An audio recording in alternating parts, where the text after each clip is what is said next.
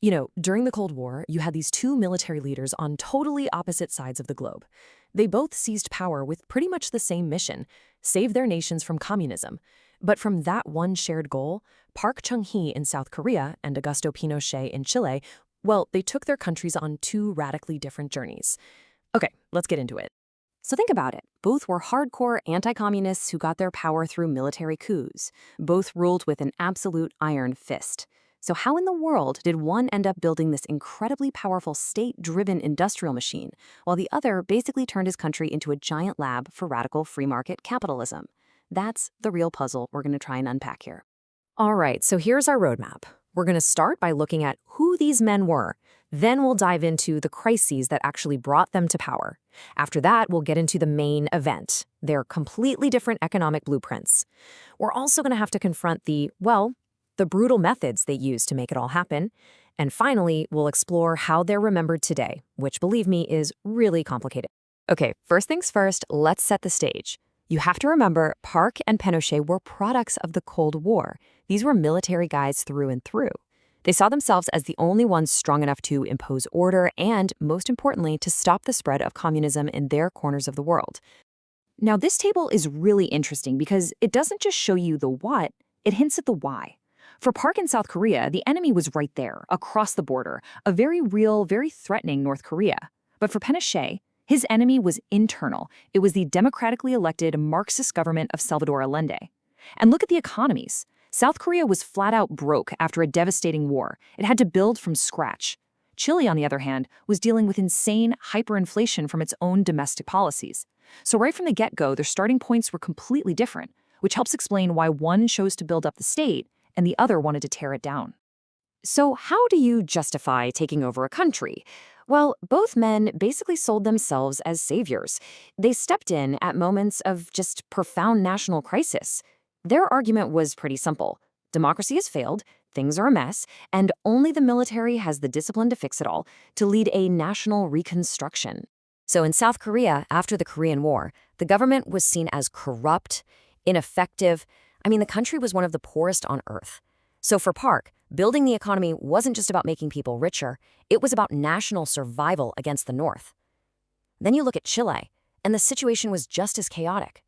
Allende's socialist policies had triggered an economic collapse, there was massive social unrest, businesses were being seized, the military just walked right into that power vacuum.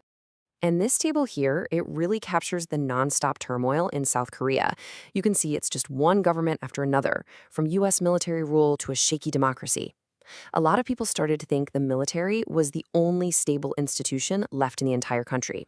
And that, right there, was the opening Park needed to justify his coup in '61. But Chile, man, that was a whole different story. Pinochet's coup wasn't just a regime change. This was the violent death of a democratic tradition that had lasted for almost half a century. It was one of the most stable in Latin America. So when it fell, it sent shockwaves across the entire world and set the stage for something radically new. Okay, so they've justified their power grabs. Now what's the plan to rebuild? This is where their paths just completely split. Park and Pinochet picked two economic philosophies that were basically polar opposites. On one side, you have Park's developmental state.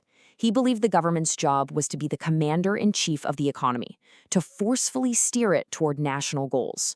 And on the other side, you've got Pinochet, who turned Chile into a neoliberal lab, just slashing the state's role and throwing the doors wide open to the free market and global capital.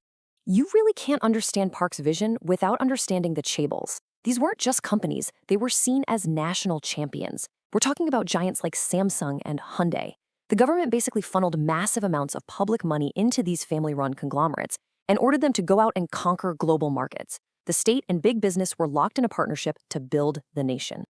And Park's strategy was incredibly methodical. Step 1, forget trying to make stuff just for your own people. Focus everything on exports. Step 2, pick your winners, the chaebols, and just flood them with money and resources. And step 3, the big one, take over the entire banking system so you can make sure every single dollar is going exactly where you want it to go.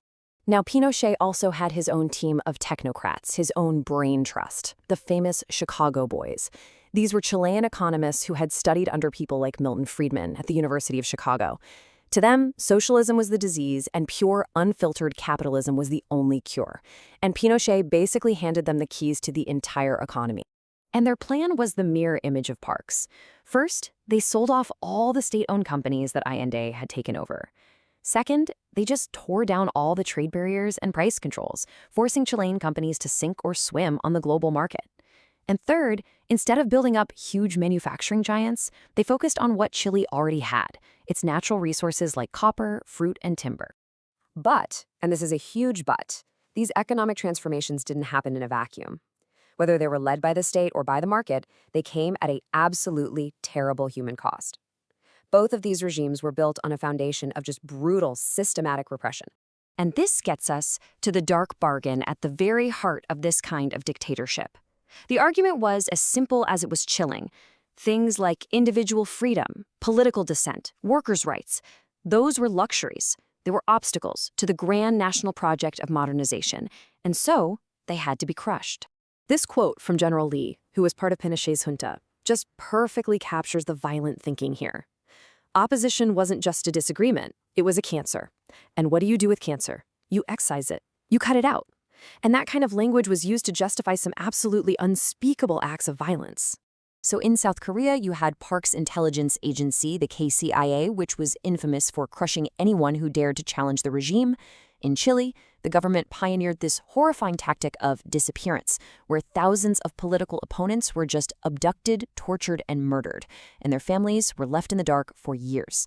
Pinochet even worked with other right-wing dictators in something called Operation Condor to hunt down their enemies across international borders. So after all that, after decades of economic change and horrific human rights abuses, how do people in South Korea and Chile remember these guys? Well, as you can probably guess, their legacies are deeply and often very painfully divided. Just take a look at this poll from Chile, taken 40 years after the coup. It shows you just how polarized the country still is. You've got a clear majority, 55%, who say the dictatorship was bad or very bad. But then you have this stubborn minority, about 9%, who still think it was a good thing for the country. And everyone else is somewhere in the middle, still trying to make sense of it all. And you find this bipolar sentiment in both countries. For a lot of people, especially in the older generations who remember the poverty and chaos before, these men are nothing short of saviors. They're the fathers of the economic miracle. But for so many others, especially the victims in younger generations, they're just brutal dictators who destroyed democracy and left behind a legacy that still casts a long, dark shadow. Right before he died, Pinochet dropped this bombshell statement. Now, he never actually stood trial for the worst of the crimes, but he finally claimed political responsibility. For his victims, of course, it was way too little, way too late. For his supporters, it was just a final justification for what he did. And this is where their legacies really take a different turn. While Pinochet's reputation totally tanked in his later years, Park Chung-hee, even with everyone knowing about his authoritarian rule, is still consistently ranked as one of South Korea's most respected presidents. It seems like the sheer scale and success of the miracle on the Han River has, for many Koreans, somehow overshadowed the darkness of his rule. And that leaves us right here with the central burning question. Park and Pinochet offered two very different answers, two different paths built on the exact same authoritarian foundation. Their stories really force us to ask a tough question. What is the true price of progress? And is that a price any society should ever be asked to pay?